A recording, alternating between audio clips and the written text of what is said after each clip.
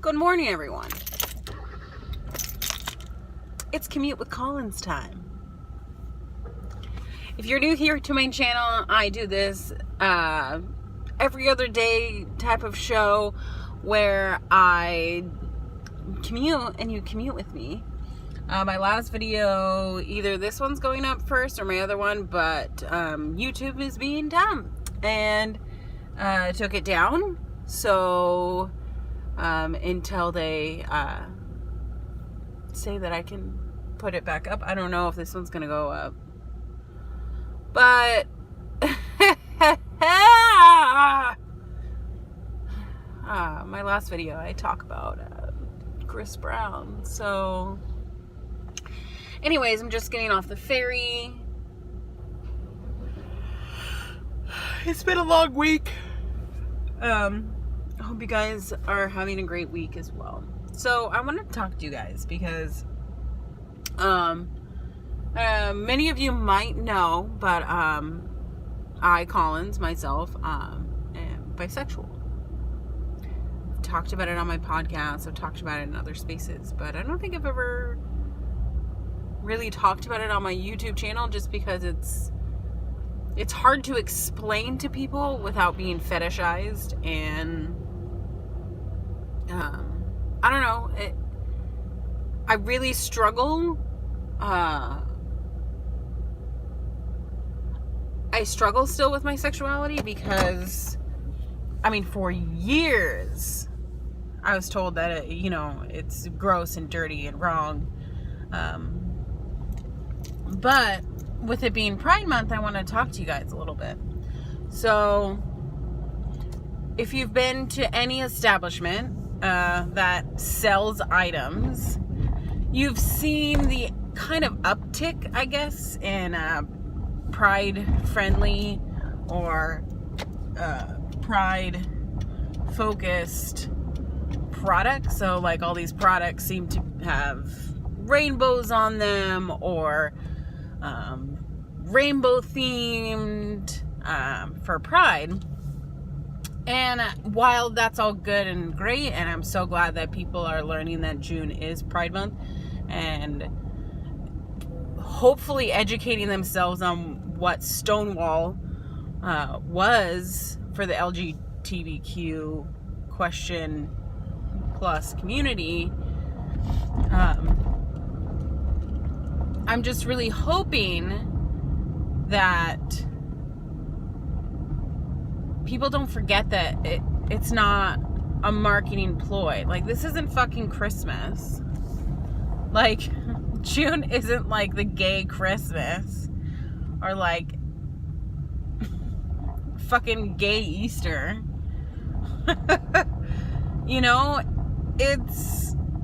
It's a time where we remember and reflect and celebrate, and a lot of people are coming out, and a lot of people are wanting support for just being who they were born to be. And the reason why I don't really talk about being bisexual is because it is fetishized. And I don't want to be the subject of being fetishized, although it's probably happened. I mean, I've exposed myself on the internet enough. But there's still a stigma with sexuality, right? But it does strike me as interesting that some of these companies think that they can just slap a pride sticker on a bottle of vodka or a cereal or across their logo like YouTube, and think that that's enough. That happy Pride, we're proud of you, thank you, blah, blah, blah. But contradict their own practices. I don't want to say that Pride Month has become commercialized, but this is the first year that I've ever noticed how many rainbow themed items are specifically out right now for Pride. And I don't think that they are completely representative of companies that are actually LGBTQ plus friendly. I have my own gripes with YouTube, and I know it's contradictive because I'm broadcasting this on YouTube, but YouTube often demonetizes gay and lesbian, and even talks of bisexuality or even sexuality as a whole, in fear of being family friendly or advertisers or what have you. In the news right now, there is sorry, it's early, I haven't had coffee yet. In the news right now, there is a Vox, V-O-X, journalist who is Mexican and gay, and a conservative guy who has a podcast on YouTube. Thank you for letting me go. Come on. A conservative guy who has a podcast has been calling him Mexican lispy queer, and has a shirt that says socialism is for figs. Like, things like that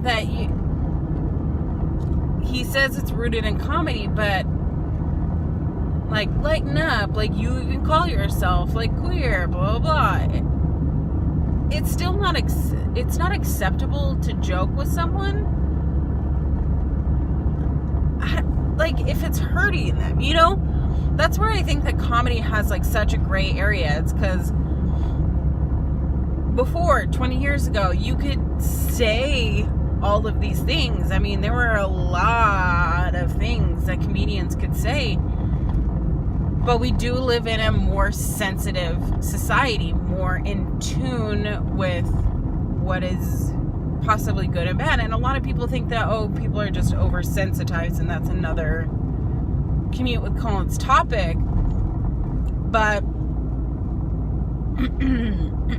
when someone told me the other day online that in America we have it good as LGBTQ folks in the United States, that it's everywhere else that it sucks,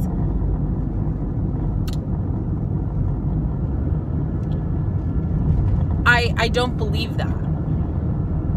I can't believe that because of what I've experienced in my life and what I've seen other people experience. I mean, I had a fucking friend who, before he transitioned, came out as a lesbian, trying to figure shit out in college. And because I went to a private liberal arts school, they kicked them out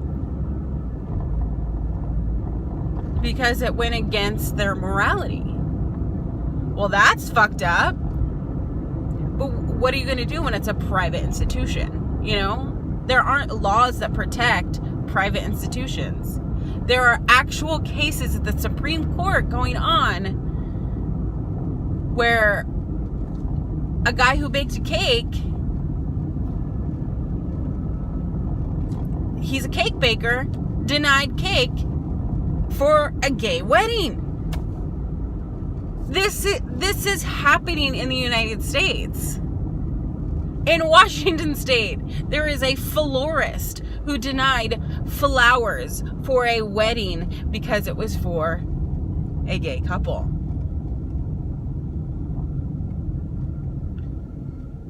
They weren't making out in their stores. They weren't trying to convince them to be gay or influence them or force their agenda.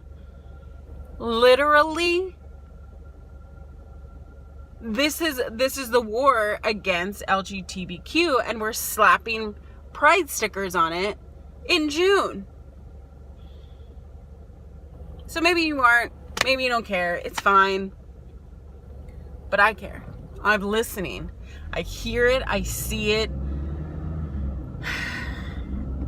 And honestly, I refuse to just slap a rainbow sticker on it and call it good. Let me know down in the comments down below. Have you noticed the pride stickers? Have you noticed the rainbow everywhere? What do you think about commercializing pride? That just seems so fucking weird. Let me know down in the comments down below. I've been Collins. This is my commute. And I hope you have a good day. Bye.